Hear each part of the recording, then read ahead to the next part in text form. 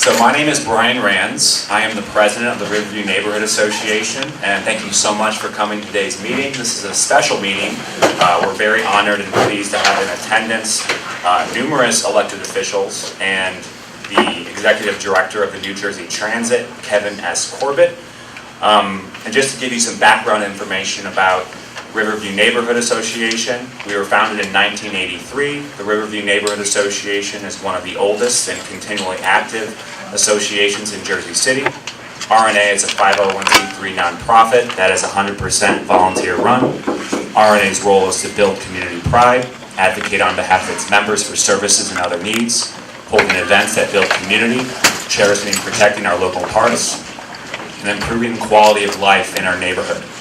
Governor Murphy, before he took office, called New Jersey Transit a national disgrace. And I think that appointing Executive Director Corbett to the leadership realm, to the upper echelon of the agency, was a testament to the fact that he recognized that the agency required further public subsidy. That's number one. We have to fund mass transit for it to improve. If the revenue is not going to allow for additional bus service here because they're dealing with a triage situation, when you hear about PATH, when you hear about the other fiscal challenges faced by NJ Transit and the Department of Transportation, I think that we'll be able to agree with the numbers that there are a myriad of challenges. When it comes to triage, when you are a business, and that segues with my introduction of Kevin Corbett, when you run a business, it makes sense to focus your resources where you can get a return on investment. The fact is, in Hudson County, the most densely populated county, one of the most densely populated counties in the country, with a number of municipalities that are the most densely populated cities or towns in the country, we give New Jersey Transit a lot of business. And so when we have the volume, when we have the ridership, and that ridership is only growing, when you consider the development that we are going to see in the coming months and years in the Heights and Journal Square and throughout Jersey City, not just in the Gold Coast, not just in downtown, but throughout the rest of the city, which are parts of my district, New Jersey Transit is going to get even more business. And they're going to get more business than other communities they serve. And I'm sorry to say, but I'm being honest here, being a legislator, it's a parochial business. And the fact is, if we give the agency that much more business, we ought to be helping them by seeing return on investment by ensuring we have adequate service. We have not heretofore seen adequate service. What I appreciate about this leadership team at New Jersey Transit, which contrasts with the past 6 years that we've been dealing with transit, and leadership here, I think, can agree with me because they've been dealing with them alongside my office and Senator Stack and Assemblyman Chaparro, is that those complaints fell on deaf ears. They're now falling on ears that maybe could use hearing aids, but they're prioritizing our concerns. And we've seen the governor shift real money into the budget, real subsidies to New Jersey Transit, and mass transit became a priority in last year's budget. Now, the appointment of Edie Corbett, who you're going to share all your concerns with this evening, he is the guy who has the ability to move the agency forward as it relates to Jersey City. His problem is not necessarily my problem and all of your problems, because he has to look at this from a 30,000-foot view and deal with the entire state. We give you more business than the rest of the state. That said, I know that you're hearing a lot of this. You're dealing with trains. You're dealing with reinstituting the AC line. You're dealing with lots of different complaints and concerns from my colleagues in the legislature, and you appeared before the Budget Committee this week, and I witnessed a lot of what you're hearing all over the place. I think that what you're going to hear from us is in a way good news, because these complaints, once they are addressed and we deal with the systemic issues, I think it's going to result in real ROI for you, and it's going to result in fewer complaints for you in the future when, I mean, you ain't seen nothing yet when it comes to the development, right, that's forthcoming, and you're going to hear about that from us tonight. He's a blue and gold officer at the Naval Academy. He's a Georgetown grad. He spent his career in infrastructure and transportation. He was an executive at ACOM. He worked for the Port Authority. He's been boots on the ground. So I think he understands this stuff. It's not just an abstract. So what I'm saying is, don't hold back. That's why we're here. That's why we got him here. I don't intend this as an insult. I intend this as a compliment. But when was the last time you were in the Jersey City Heights? This is the first time, true? Actually, no. Not in terms of a public forum, community. Oh, public forum, yes, absolutely, yes. Right. You've met with us a number of times. So in that is a testament to everyone in this room, right? You heard their concerns. There wasn't even a negotiation, maybe time and place and dates, but immediately when we asked, can you hear my constituents' concerns firsthand, you said, I'm there. And we tried that for 6 years, and we didn't get that kind of response from your predecessors. So I thank you for that. That said, we're not going to hold back. You know that. That's why you're here. We hope that you will be as responsive to the things you hear about tonight as I know that the agency has the potential to be. It's a matter of sort of managing the triage. But we have so much coming down the pike that if we can't handle the myriad of issues, the 87 and the 119 are some examples. If we can't, I mean, this is like Calcutta in terms of people, literally the photos that I've sent you that and missed route, the missed stops, and the overcrowding, the update to the issue in terms of the light at the bottom of this hill right here. I happen to live right down the block. I'm at 122 Ogden when you want to bring your concerns to my doorstep, literally. And you should, when you want to text me pictures of the overcrowding or complain about bunching and all that kind of stuff, feel free to text my cell phone, which is 201-420-4000. Again, that's 201-420-4000, and that's for any constituent issues. And give me a couple of days to get back to you if you don't hear back right away, but that's my cell phone. It's a legit cell phone. It's not a Fugazi that's going to go to his neck. That's actually my cell phone. Is that obviously the comment period is over? Yeah, I just want to give the director a chance to introduce and have an intro. Got it. So that's going to be, so we'll report on a resolution on that topic. So without further ado, can I bring up the Executive Director of New Jersey Transit, Kevin Corbett. Thank you for coming in the line of fire. Rod is right. Well, he's half right in the sense that he said it's all because of you and advocacy that I'm here, but it is also because of Raj. So it's both, and it's not mutually exclusive. I'm going to give some sort of macro overview things, and then we can start getting into micro issues, and I'll introduce the staff. But to pick up on, really, for me, my background, that aside from what Raj says, meeting, you go into public meetings, and some of them may have seen, I've been in forums, down in Hoboken, the terminal, and we are listening.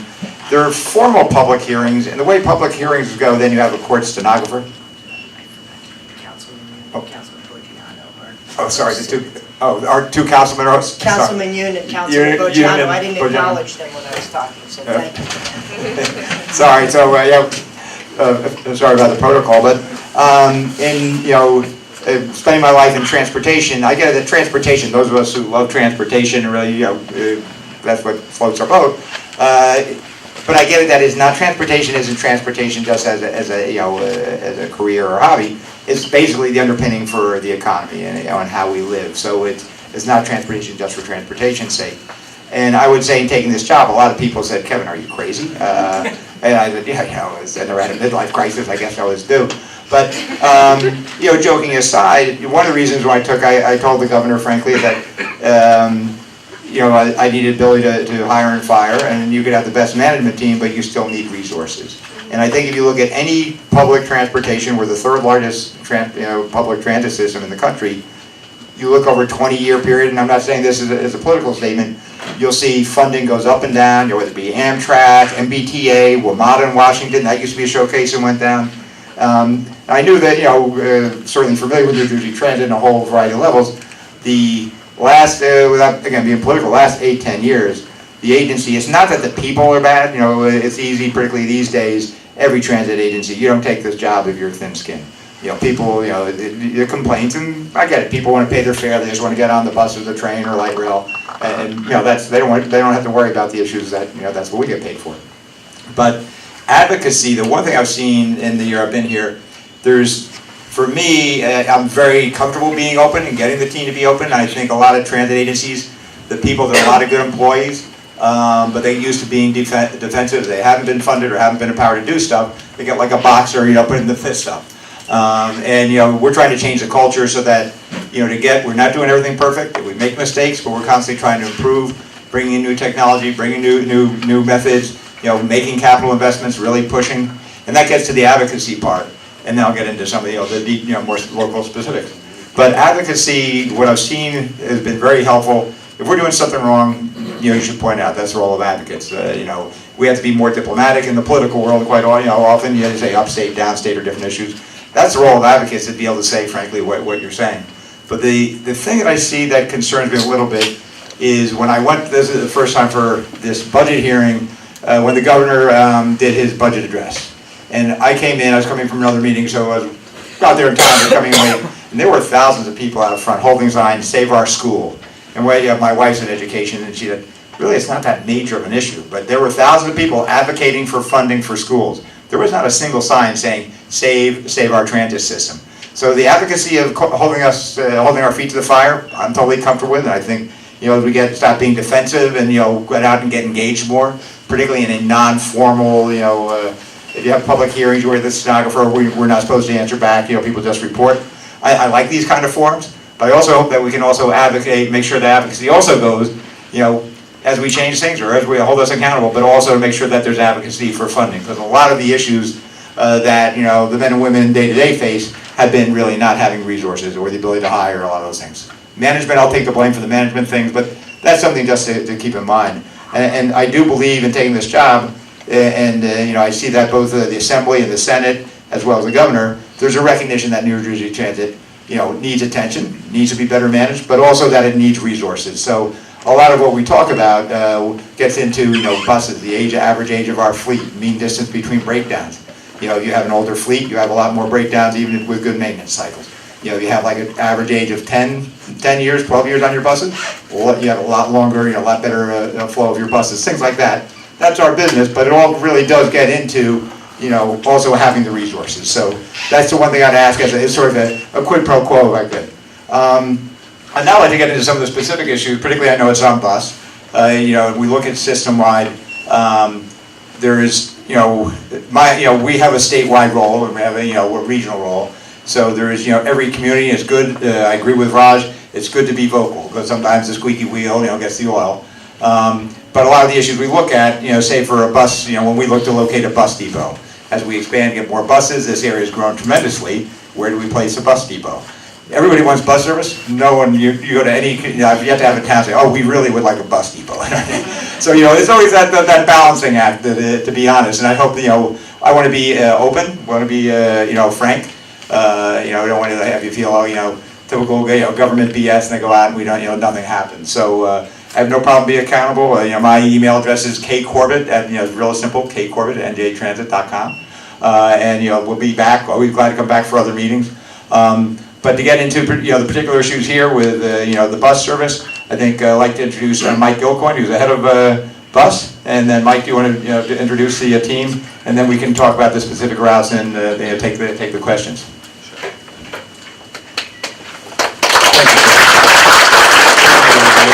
Yes, I'm the head of bus operations. It's great to be here. I've been the head of bus operations for a couple of years now, and I can tell you that the stark difference between the new administration and the administration that I've been working for a long period of time, is simply resources and the ability to do things that need to be done because they need to be done. So, for instance, the 119 line. The 119 line was pretty much a stagnant line until the Pulaski Skyway started to be reconstructed. Now, the 119 line has grown 160% because of the extra ridership. We've increased service 116%. 56 extra trips have been put on the 119 line to try and keep up with the growth. The fact of the matter is, because of the resources and the limited number of buses that we have, it's very difficult to keep up with growth of that level that fast. So our contractor on the 119 line is Academy Bus. And they've done a terrific job over the years operating the system. There are a number of constraints that are beyond their control and beyond our control. And I'm not here being defensive, I'm just telling you the facts so that you understand them. The Port Authority bus terminal, for instance, is a very constrained space. It is well overused. It's more than 100% at capacity. Now, if any of you commuted prior to 2015, you remember the long lines and the long lines of buses. And we changed the way that that functions through an operational change where we now have just-in-time arrivals. So we took all of those buses that used to use extra time to get into the city to try to get out on time that created their own traffic jam. So we recognized that in our team, and we backed everybody's running time up so we didn't get in our own way. Well, what that did was it enabled us to determine down to the micro level which was actually late and not just stuck in our own traffic jam that we created. We have 1,200 departures, just New Jersey Transit out of the Port Authority bus terminal in the afternoon rush hour. And we were creating our own issue. So we were able to reduce that and determine what lines were really in need of the most assistance. The 119 line quickly became apparent. It used to share a gate, now it has its own gate. The problem with the Port Authority bus terminal is they don't have any gates to spare to add gates to enable us to improve outbound service at night, for instance. So one of the things that we've done over the last, month or so is to go out with our staff and completely review the 119 service.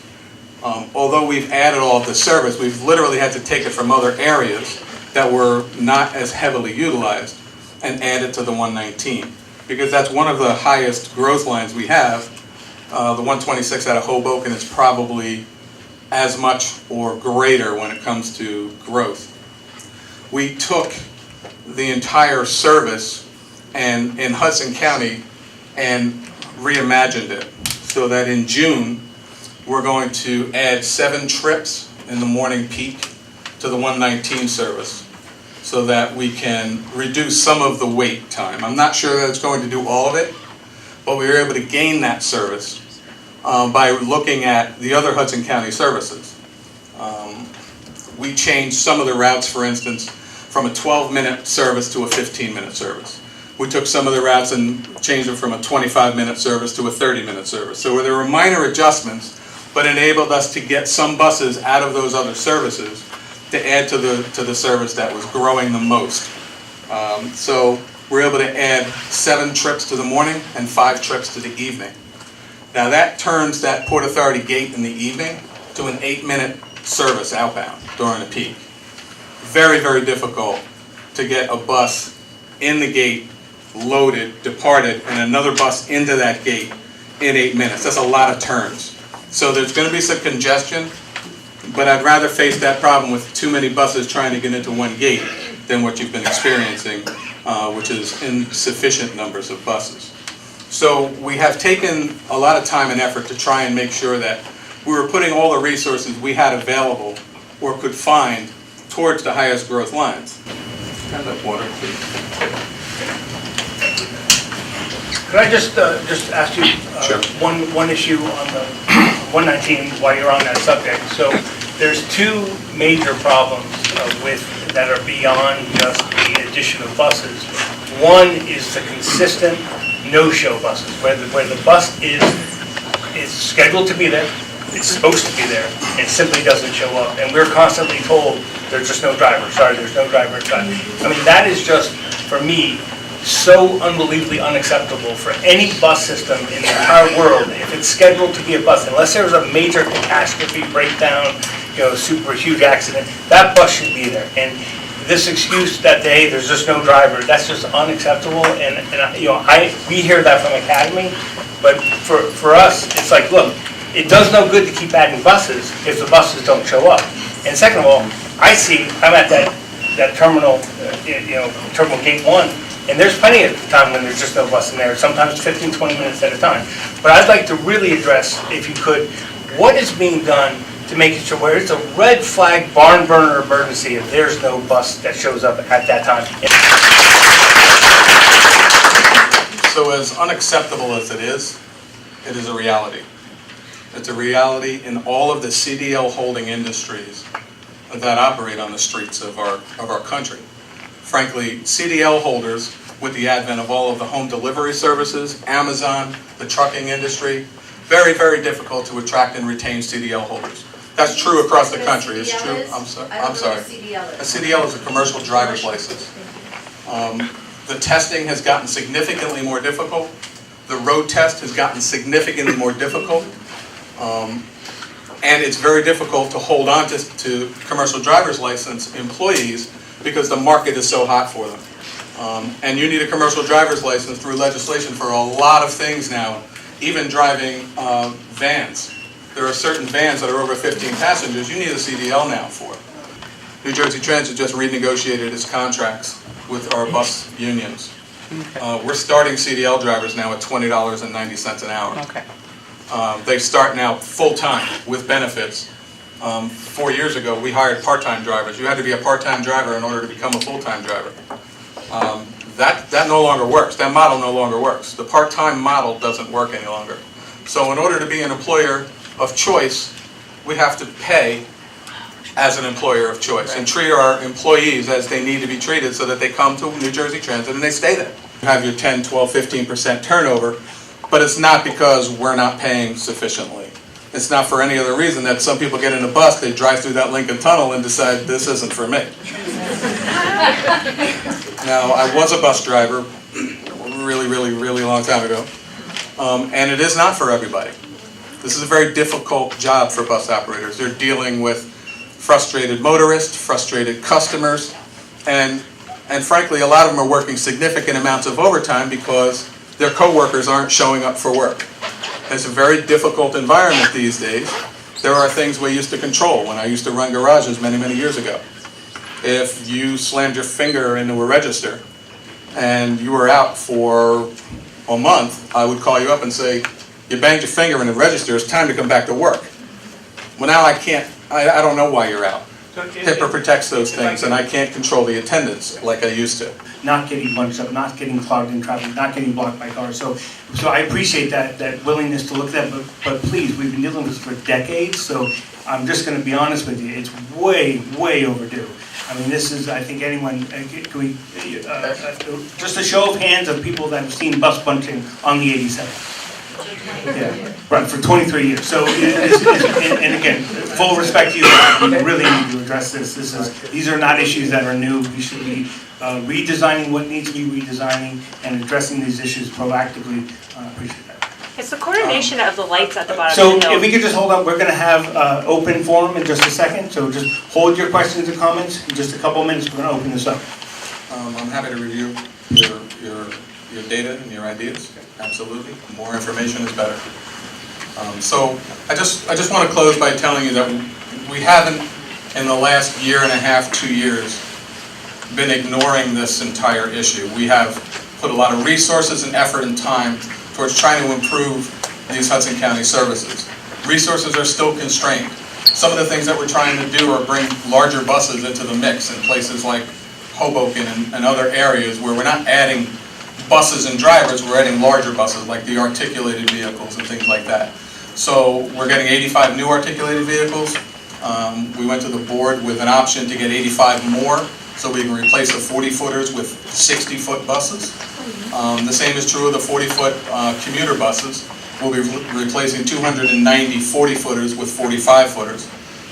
So we're taking effort to try and make sure that the capacities are improved, but the Port Authority bus terminal dictates a tremendous amount of how much we can put into the system, because I can't necessarily bring everybody who wants to go into the Port Authority and have a decent chance of getting you back out during the rush hour. The Port Authority building is simply packed. To get more turns in there with 1,200 buses just from New Jersey Transit is a very, very difficult prospect. And we added we added more than we should have on this 119 gate as a for instance, to try and overcome that. So I just want to assure you that we are listening, we are making adjustments to the service. It's going to take a little more time, and we're happy to come out and talk to you directly about specifics. Let me just preface one thing, and I think Raj kind of touched on this, and I think it's very important. So imagine what we have going on now, right? We have overcrowding, people can't get on the buses, buses that don't show up. We have bunching, so there's huge gaps in service. People are late, people are working from home because they can't get in. People are getting fired because they can't get to work, stuff like that. So now imagine the 600 units that are coming online in the Heights in the next couple of years, right? They're on Palisade, they're on Summit, they're on the west side. Imagine all the people on the west side that have even less service than they do on the eastern side of the Heights. So it's a Heights-wide issue, and it's only going to get dramatically worse because the volumes of development that's been approved in the Heights, and council people know this, is astronomical. I mean, there's high density, there's a lot of units that have come online. So what I just want you to think about is we're not just trying to solve this for today, right? We're trying to solve this for the future and keep the economic development in the Heights that's good for everybody in this room.